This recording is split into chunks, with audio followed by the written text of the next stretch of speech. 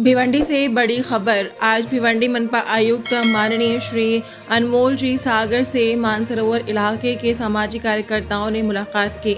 इस दौरान मानसरोवर से आसबीबी रोड की खराब हालत को लेकर चर्चा हुई। आयुक्त साहब ने तुरंत सिटी इंजीनियर को आदेश दिया कि कल से ही रोड का अच्छे क्वालिटी का डामरीकरण शुरू किया जाए। साथ ही उन्होंने भरोसा दिलाया कि सड़क का काम बिना देरी के शुरू होगा। इसके अलावा आरसीसी रोड के लिए करीब 12 करोड़ रुपए का फंड लगने की बात सामने आई। आयुक्त साहब ने कहा कि 1 महीने के अंदर इसका प्रस्ताव तैयार करके मनपा सभा में मंजूरी के लिए पेश किया जाएगा।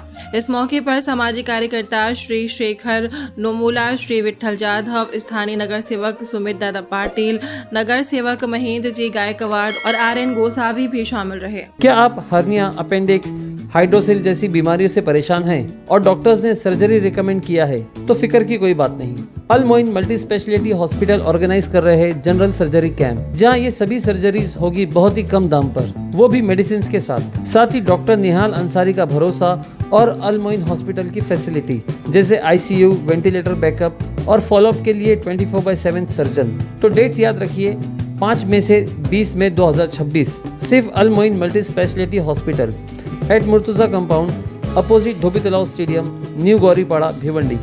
नमस्कार भिवंडीकर मित्रांनो, मी मागेही बोललो होतो की आज स्वातंत्र्यानंतर जवळजवळ 80 वर्षांनी आपल्याला रस्त्यांसारख्या मूलभूत सुविधांसाठी झगडावं लागतंय। आपण बघत असाल की गेल्या अनेक दिवसांपासून मानसरोवर ते आसबीबी हा जो रस्ता आहे की जो भिवंडी शहराला जोडणारा अतिशय महत्त्वाचा रस्ता आहे की या रस्त्यावरून विद्यार्थी असतील, व्यावसायिक असतील, त्याचबरोबर नोकरदार वर्ग असेल, महाविद्यालयीन विद्यार्थी की मोठ्या संख्येनं ते ये जा करतात। मानसरोवर, फेनेगाव, फुलेनगर या भागातून मोठ्या संख्येनं कल्याण रोडकडे जाण्यासाठी याच रस्त्याचा वापर केला जातो। परंतु आपण बघत असाल की हा जो रस्ता आहे तो किती वाईट अवस्थेमध्ये आहे, अगदी मानसरोवरपासून तर आसबीबीपर्यंत।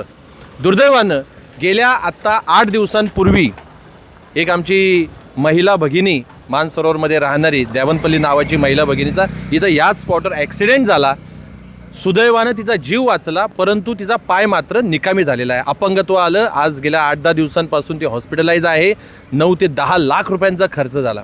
आम्ही आंदोलन करतो, आम्ही पत्रव्यवहार करतो, त्याचा पाठपुरावा करतो, नगरसेवकांना भेटतो, लोकप्रतिनिधींना भेटतो, परंतु मनपा प्रशासन असेल किंवा लोकप्रतिनिधी असतील या सगळ्या गोष्टींकडे बघत नाही, दुर्लक्ष करतात आणि म्हणून आज ही वेळ आली।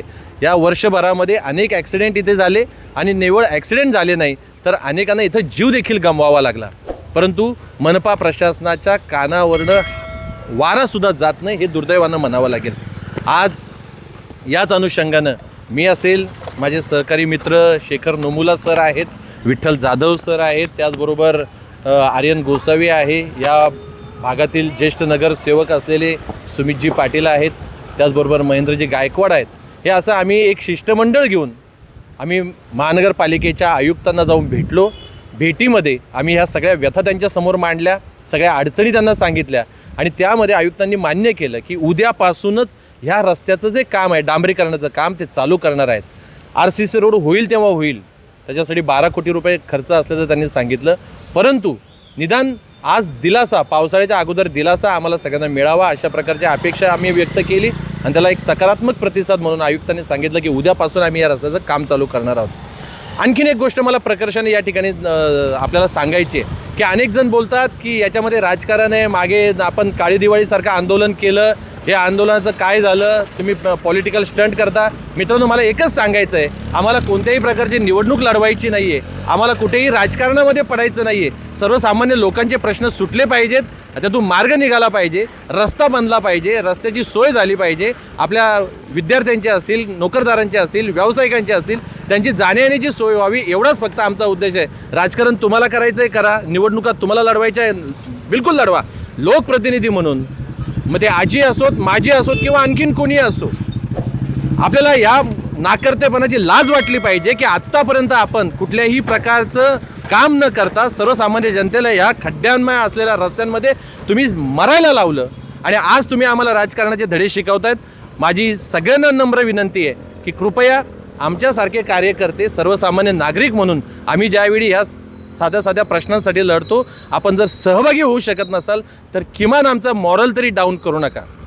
आज आयुक्तांनी जो सकारात्मक आम्हाला प्रतिसाद दिला त्यासाठी नगरसेवक सुमितजी पाटील आणि महेंद्रजी गायकवाड यांनी जे सहकार्य केलं त्याबद्दल मी त्यांचा आभार व्यक्त करतो. माझ्यासोबत आत्ता शेखर नोमुला सर आहेत. शेखर नोमुला सरांना मी विनंती करेन की याविषयी आपण देखील बोलावं. ते हिंदीमध्ये बोलतील. सर मैं आपको बताता हूँ जहाँ तक मेरी जानकारी है आप लोगों को बताओ, ये वही जगह है आर्यन, एक बार यहाँ पर ये दिखा दो. ये वही जगह है, वो हमारी महिला बहन जिनका एक्सीडेंट यहाँ पर हुआ है और वो महीने में 10-12 हज़ार रुपये कमाने के लिए बाहर जाने वाले लोग अगर उनको 10 लाख रुपया 12 लाख रुपया अगर खर्चा करने को लगेगा तो उनकी ज़िंदगी का क्या अवस्था होगी. तो ये सब सोचने वाली बात है. और ये अकेला ही नहीं, हर साल ये रोड पे कोई ना कोई ऐसा हादसा होता ही है, दुर्घटना होता है. कितने भी लोगों का मतलब अभी तक ये रोड पे जान तो गया हुआ है. तो हम आप सबसे यही निवेदन है, और अभी हम लोगों ने कमिश्नर साहब से बात किया है तो कमिश्नर साहब ने तुरंत उन्होंने बोला हाँ मेरी जानकारी में है, आपके मतलब ये निवेदन से हम लोग कल के कल यहाँ पर ये काम शुरू करेंगे. तो हम लोगों ने बोला भाई डांबरीकरण का काम करोगे तो 4 महीने के अंदर फिर वो डांबर का मतलब ये निकल जाएगा. तो उन्होंने आश्वासन दिया यहाँ पर निधि 12 कोटी का निधि लगेगा आरसीसी बनाने के लिए, तो वो भी काम करेंगे.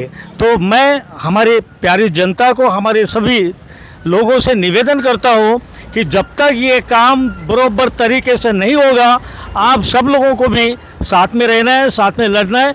ऐसा हो कि हमारे कोई भी भाई बहन ये रास्ते से कुछ भी मतलब दुर्घटना का ये हो न पाए और सब सुरक्षित रहे, उसके लिए हम सब लोग मिलकर काम करेंगे. Sir thank you. विठ्ठल जाधव बोलतील यानंतर. सर्वप्रथम सर्वांना नमस्कार माझा. सर आपण दीपावलीपासून या आंदोलनाला आपण लागलेलो आहे मागे. याच्या आता काही आजी माजी नगरसेवक हे ग्रुपमध्ये टिप्पणी करत असतात की हे स्टंटबाजी करतात, हे राजकारण करतात.